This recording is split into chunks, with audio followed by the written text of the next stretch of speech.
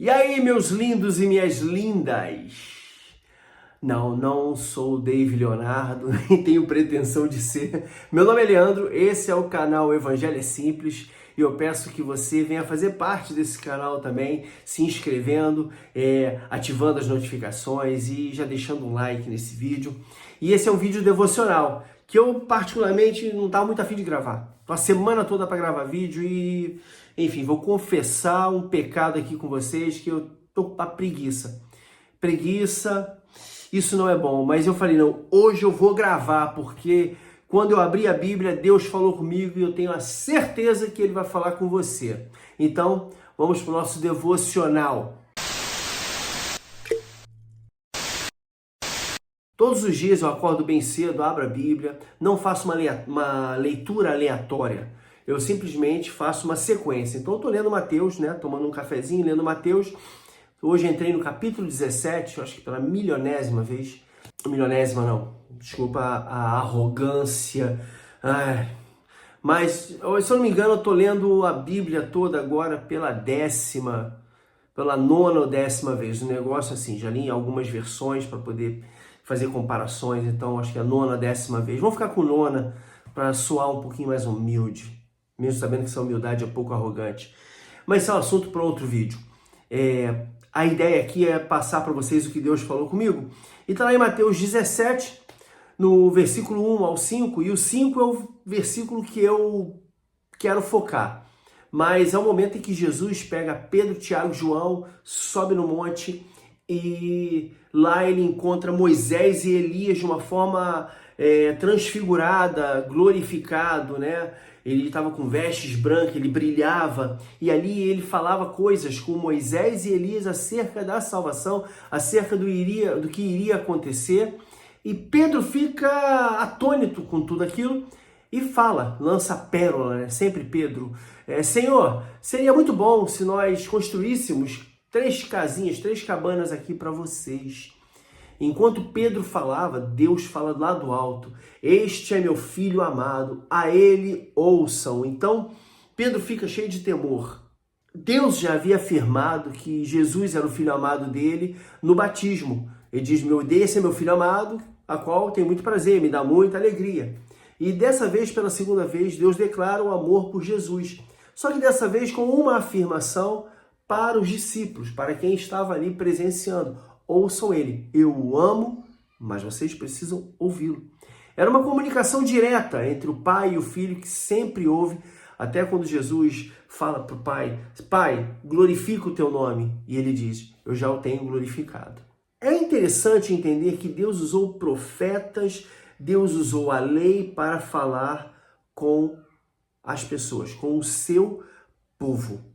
A lei expressava o caráter de Deus e o nosso caráter caído também. O caráter divino perfeito e o caráter caído do homem, e que nós não tínhamos a mínima condição de chegar até Deus, né, se fôssemos por nossa própria vontade. Então Deus dá um caminho. Houve um momento de falar com o povo diretamente através do Filho, como vai dizer em Hebreus.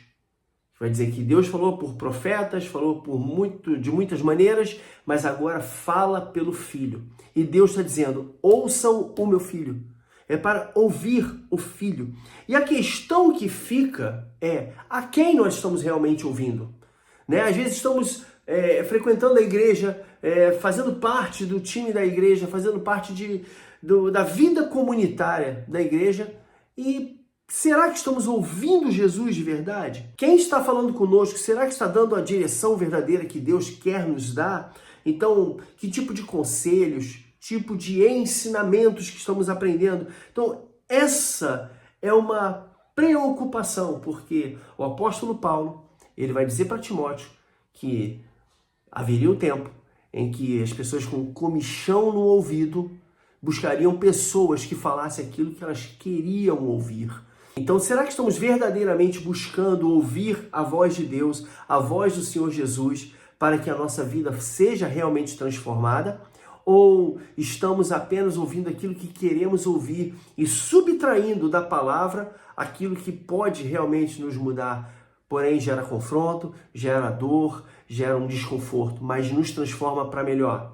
Será que é isso que nós estamos fazendo? Então, o que eu gostaria de responder nesse pequeno devocional. De forma expositiva, eu queria tentar levar aqui de forma bem rápida para a gente poder entender esse texto e tirar alguma aplicação para a nossa vida, é que Deus interrompe o que Pedro falava. Por quê? Porque Pedro não fazia sentido o que ele estava falando. Não fazia a mesma noção, estava em desacordo com a missão de Jesus. Né? É uma compreensão humana, limitada e errada. Porque não foi para isso que Jesus veio, para ser glorificado, para ser exaltado naquele momento. Ele veio para fazer a obra do Pai, que é resgatar o povo, que é resgatar a humanidade. Era só o desejo de prolongar aquele momento. É um desejo humano, né? A gente gosta de uma coisa, acha interessante e a gente quer que dure para sempre aquilo. Como o rodízio. Você vai no rodízio, a comida é boa, você vai comer até explodir, o que é um baita pecado também, tá? Gula é pecado. Fica aí a dica, gula é pecado. Entender que era o desejo de Pedro, o desejo humano de prolongar aquele momento glorioso, de fazer Jesus, Moisés e Elias permanecerem ali no local. Nossa, isso tem que durar, que coisa fenomenológica, maravilhosa. É preservar a glória de Deus no meio deles e estabelecer um memorial, tá? É um desejo humano, mas demonstra uma falta de entendimento sobre a verdadeira missão, o propósito da missão de Jesus, que era resgatar a humanidade através do caminho da cruz. Pronto, e isso é um ponto, entender que Deus interrompe porque o que Pedro fala não fazia o menor sentido. Sem contar que o foco não era a lei e muito menos os profetas, representados por Moisés e Elias, respectivamente. O foco é ouvir Jesus. Então, entendo que Deus pode interromper muitas questões das nossas vidas quando nós estamos desviando da missão, quando nós ainda não sabemos qual é o plano de Deus, quando não compreendemos isso, e quando o nosso foco está errado, o nosso foco não está em Jesus. Então, logo depois que Deus interrompe Pedro, uma nuvem luminosa se apresenta, né? E essa nuvem luminosa é a presença de Deus. Nada mais é do que a presença de Deus. E os discípulos são a testemunha dessa presença de Deus. Deus é onipresente. Deus está em todos os lugares. Deus ele pode estar num lugar onde o nome dele é negado. Negam Jesus e ele está lá. A diferença é que ele não tem comunhão com aquelas pessoas. Deus preenche todos os espaços da terra, mas ele só tem comunhão com quem busca ele. Deus é onipresente, mas ele só se manifesta a quem está em comunhão com ele. E discípulo é aquele que não só aprende, mas comunga, busca estar em comunhão, quer estar do lado, compartilhar a vida. Ser discípulo de Jesus é compartilhar a vida com Jesus, é andar com ele. E essa presença, ela revela o cuidado, né? Que a palavra vai dizer que cobre todo mundo. É uma luz que cobre. Então cobrir é um cuidado. É Deus cuidando, Deus cuidando dos discípulos. E o discípulo é justamente aquele que se coloca debaixo desse cuidado, porque compreende que o mestre tem um caminho melhor. E nós sabemos que Jesus é o caminho, a verdade e a vida. Então, a segunda coisa que eu aprendo é isso, é que nós discípulos somos testemunhas da presença de Deus. E Ele quer manifestar a presença dEle. Não estou dizendo que nós devemos entrar na presença de Deus, né? Eu vou orar para entrar na presença. Não acredito nisso. Mas eu digo que Deus manifesta a presença dEle àquele que ora, àquele que busca, àquele que tem comunhão. Continuando, Deus vai e fala. E a sua fala é sempre uma direção, é uma direção certeira. Primeiro, ele declara que ama Jesus. Segundo, ele vai dizer, ouçam o meu filho, ouçam ele. A voz de Deus não anula a lei, não anula o ministério dos profetas. Ele simplesmente diz, ouçam o meu filho. Direciona para o mais importante. Direciona para aquilo que é superior à lei e aos profetas. O nosso papel aqui não é fazer conjecturas e nem escolher. Nosso papel aqui, nem em momento nenhum, como cristãos, não é, sabe, escolher um momento assim, a lei, pregar a lei, ou pregar profeta, ou pregar a graça. Não. Não é fazer conjecturas, porque tudo isso se confirma em Jesus. Tudo se completa em Jesus. Tudo é realizado em Jesus. Tudo que foi dito se conclui em Jesus.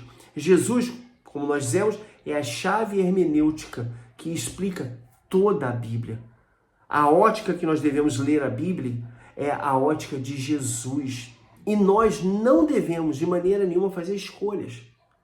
Como o próprio apóstolo Paulo vai dizer na carta aos Coríntios, vocês uns dizem que são de Paulo, outros são de Apolo, na verdade somos todos de Jesus. A ele devemos ouvir. A nuvem luminosa aparece e Deus fala. Então, a terceira coisa que devemos entender é que a fala de Deus sempre vai ser uma direção que vai sempre direcionar para o que é maior, que é para Jesus. Porque muitas das vezes podemos perder o foco. Podemos colocar o foco em coisas terrenas, no nome dele. Quarta coisa é que Deus vai e fala, Jesus, esse é meu filho amado. Esse é meu filho. Jesus é o filho amado. Ele é maior, ele é superior, ele é o primogênito. Nele está o ministério da reconciliação. Ele é o executor de uma aliança superior, muito maior. Havia aliança da lei. Agora é a aliança da graça, uma aliança muito maior, onde a lei foi concluída. Jesus cumpriu toda a lei. Então, Jesus cumpriu a obra e isso agrada a Deus sobremaneira. Ele cumpriu a obra, sentindo as angústias, as dores, o desejo de desistir, mas ele foi. Ele foi lá e foi até o fim. É o que a palavra vai dizer, quando vai dizer que ele, mesmo sendo Deus, não tomou para si o ser Deus, mas antes obedeceu e obedeceu até a morte de cruz, a qual Deus o exaltou, dando a ele o nome sobre todo nome. Então Jesus é superior, Jesus é maior do que tudo, é o nome sobre todos os nomes, por isso que Deus fala, este é meu filho amado, a quem eu tenho prazer. Este é meu filho amado. Porque o que mais importa pra gente na vida é Jesus. Aquele que um dia conheceu a graça de Deus e foi restaurado, o que mais importa é Deus. O que mais importa é Jesus. E Deus continua dizendo, a ele ouçam.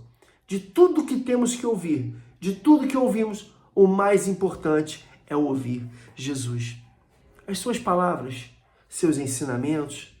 Entenda que lá no Sermão do Monte, eu leio o Sermão do Monte, eu fico maravilhado, porque ele não veio abolir a lei, ele mesmo fala isso, mas ele veio cumprir a lei. E ele não diz assim, vocês estão errados porque fizeram errado. Não. É uma interpretação. É entender que foi interpretado de uma forma humana equivocada. E agora ele está dando um novo entendimento. Ele não muda a lei, mas ele muda a forma como nós entendemos a lei. Então, temos que entender que tudo que nós ouvimos, todo sermão que nós ouvimos, toda pregação, todo o ensino, todo livro que nós lemos, o mais importante é ouvir o que Jesus tem para dizer. Muitas das vezes você vai ler a Bíblia e você não sente nada. Mas o que ele está dizendo está revelado na palavra dele. É a palavra de Deus, já é revelação perfeita para cada um de nós. A palavra de Deus é a direção perfeita para cada um de nós. Eu acho bem infantil, até procurei a palavra, não achei, mas é bem infantil mesmo você ficar procurando pessoas que talvez tenham um tempo de fé maior, tenha uma busca maior, esteja numa posição dentro da igreja para pedir uma direção espiritual para Deus. Quando, na verdade, a direção já está na palavra. A direção já está no que Jesus disse. E é só você compreender, ouvi-lo e seguir a sua vida. E ao ouvi-lo, eu posso dizer que nós somos limpos, porque a palavra vai dizer que nós somos limpos pela palavra que ele já tenha falado. Vai dizer que nós somos resgatados, porque pelo poder da palavra dele, nós fomos tirados do mundo das trevas para o reino do amor de Deus. Então, queridos, a ideia aqui hoje é compreender que o mais importante em nossas vidas é Jesus. Jesus é o maior, Jesus é superior e é Ele quem devemos ouvir. Então fica esse devocional para vocês aqui. Até o próximo vídeo. Não esquece de, se você chegou até aqui, cara, dá um like aí, compartilha com seus amigos e vamos que vamos. Beijo no coração.